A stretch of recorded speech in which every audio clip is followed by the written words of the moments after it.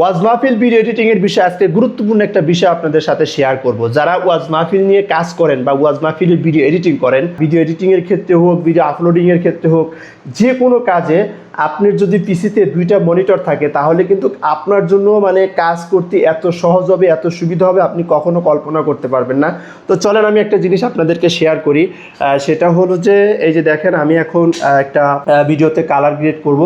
তো এই ভিডিওটা কালার গ্রেডিং করার জন্য দেখেন, আমি এখানে আমার পিসি, এটা হচ্ছে আমার পিসি, এখানে একটা মনিটর, এখানে একটা মনিটর। হ্যাঁ, তো আমি এখন আমার এটা পিসিটা ফুল স্ক্রিন করা। তো আমি এখানে কিবোর্ডের কন্ট্রোল এই বাটনটা প্রেস করব, কন্ট্রোল এই বাটনটা প্রেস করবো। একটা জিনিস শিখে রাখেন, খুবই উপকার হবে।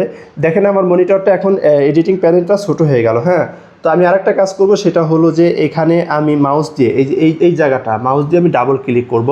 তো মাউস দিয়ে আমি ডাবল ক্লিক করলাম, আমার প্যানেলটা ছোটো হয়ে গেল। হ্যাঁ, তো ছোটো হয়ে গেল। এখন কিন্তু আমরা আগে যেভাবে কাজ করতাম বা আমি আগে যেভাবে কাজ করতাম, আমার এই যে কালার প্যানেলটা এই জায়গায় থাকতো, এই জায়গায় থাকা অবস্থায় তো আমি এখানে কালার করতাম। তো এতে করে কি হতো, যে জিনিসটা দেখেন, এই যে প্যানেলটা ছোটো, স্ক্রিনটা ছোটো হয়ে যাচ্ছে, দেখতে সুবিধা হচ্ছে না। তো এখন যখন আপনি দুইটা মনিটর ইউজ করবেন, তো যেই কালার প্যানেলটা যখন এখানে আসবে, আমি এটা কাইটে দিয়ে দেখাচ্ছি এটা কিভাবে আসে।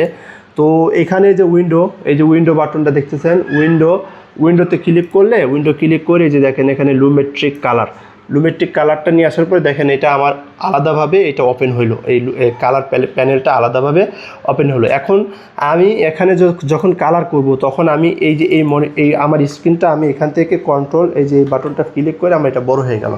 এখন আমি যখন এখানে কালার করলে কিন্তু আমার এই পুরা ফেসটা আমি সুন্দরভাবে ক্লিন করতে পারবো, বা আমার এইখানে কালার কোথায় ধরতেছে না ধরতেছে ভালোভাবে আমি কিন্তু এটা দেখতে পারবো।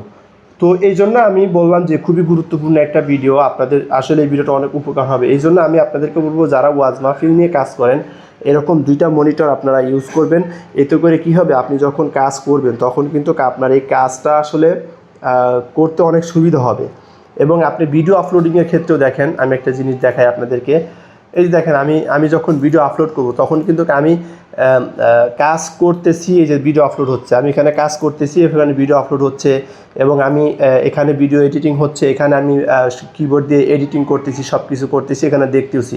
তো আমার কিন্তু সব কিছুই এখানে দুইটা মনিটরে কিন্তু আমার করার জন্য আমার খুব সুবিধা হচ্ছে। বুঝতে পারছেন বিষয়টা?